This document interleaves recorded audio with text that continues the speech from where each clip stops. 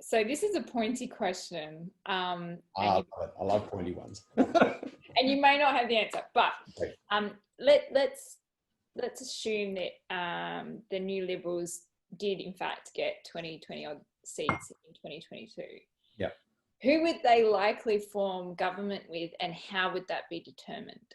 Yeah, well, we wouldn't. That's the thing. Right. We wouldn't, because if we formed government with somebody, then we have to abandon our Charter of Core Values, because let's say it was whichever party it was, they would not share our values. And in order to support them in government, we would have to abandon our values and go over to theirs. So all we can say is that we would vote, we would guarantee supply, but not confidence. So we would vote on every bill in accordance with our own beliefs. Now, how that works in practice, I don't know. And I don't want to sound flippant, but it's not our problem. Do you know? Our aim is to eventually get into government and put our principles which hopefully will then remain intact, into legislation and into practice. And we're not going to compromise those for anybody's convenience.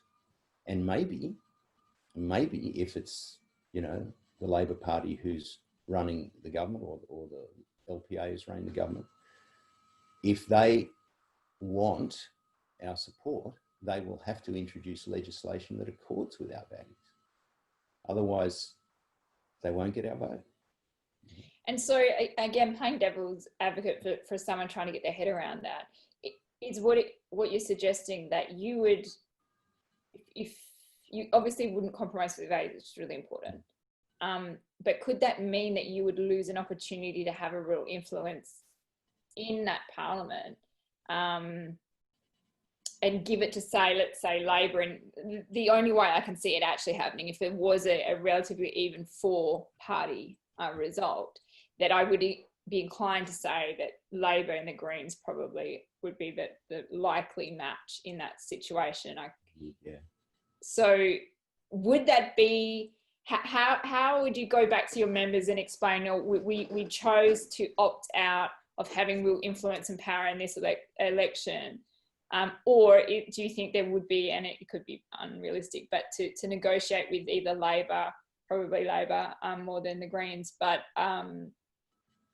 that you would be able to retain your values if you formed government? So they might not necessarily themselves have to, but your reps would be able to vote accordingly and in their interests. Yeah, well, I guess it's really hard to talk about on a theoretical level. Hypotheticals, of course. But in terms of what you said about how would I go back to the members, that wouldn't be difficult.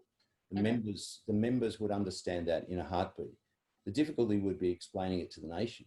The nation, I've had a few people on Twitter I've tried to talk to this about, and they say, but you have to. And I said, well, you don't have to do anything, So I think in practice, as you say, let's say it's some sort of four-way split. I don't know who gets what sort of numbers of seats, but I think the likely probability would be, because we're not willing to go into a coalition, there would be a Labor, Greens, minority government. That's probably the most likely scenario if what I think will happen does happen. Let's assume I'm right for the moment. I think you get a Labor, Greens, minority government. And let's keep it on climate change so we know what we're talking about. So this Labor, Greens, minority government decides that they're going to, pass legislation that will ensure that agriculture gets its emissions down by 2060 or something. And we go, well, we're not going to support that. And what do they do then? We say, we're not going to, you get it down by 2035, you know you can do it. Nothing is beyond the ability of human beings to do if there's a political will. You get it down to 2035, we'll vote for you. two things happen. They get it down to 2035 and we've achieved something and achieved it in accordance with our core values, or they abandon the legislation, you know. Now, if they go abandoning the legislation because they haven't got the will to achieve what needs to be achieved and which the public knows they can achieve, then the public won't like them. You know, they'll say, well, particularly the Greens say, in this particular scenario, I'm not singling them out, but it just so happens that's what we're talking about. Mm. You know, people would say, well, you know, you've said 2040 in your own policies. Now you're saying 2060. Come on, you're saying 2060 to accommodate the Labor Party? The only but I mean, history says the Greens aren't going to. I mean, they voted down the ETS, right? Like these are something almost is unforgivable that they in their purist ideology, because they didn't get exactly how they wanted it. Really, you know, threw away the best opportunity Australia had to at least made the right steps, and we could be a hell of a lot further ahead than where we are now had they not sort of strive for that purist. So for me, history dictates that's largely not going to be the issue. What my concern in your example actually is there probably are a million different ways to get to your objective.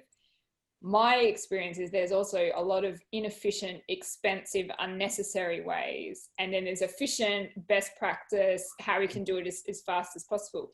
That the existing parties tend to be very, not so much on the efficiency side, because they're brokering deals with donors and you know, there's so many vested interests within a party and there's so much politicking.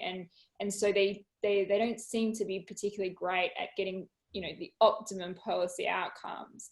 And so that would actually be more my concern, is their ideas lack imagination, lack efficiency, and aren't the best way to do it. And I think, it's an interesting, what you say is can't pull back on your values, and instead in that instance, hypothetically, you would take the role of being a very strong opposition, which we haven't seen, I guess, for a long time. I guess that's right. And I suppose the hope would be that if we've got it right, just staying with climate as the example again, if we're saying, look, it has to be 2035, the world can't wait beyond that, and it can be done, and we're going to do it. If we are standing firm on that and we gain the respect of the nation, the other parties will come around, because their policies about whatever are not dictated by the same level of principle, but are dictated by pragmatism.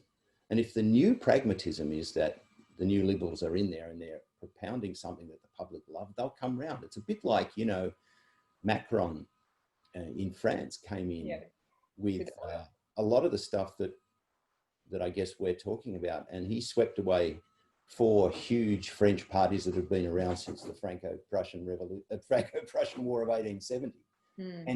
And so many of those people, in order to keep their political careers alive, came across to En Marche, you know, because they saw that he had the people behind him. So that would be my hope. But I have to admit, there could be a lot of bloodletting in the process of getting there. You know?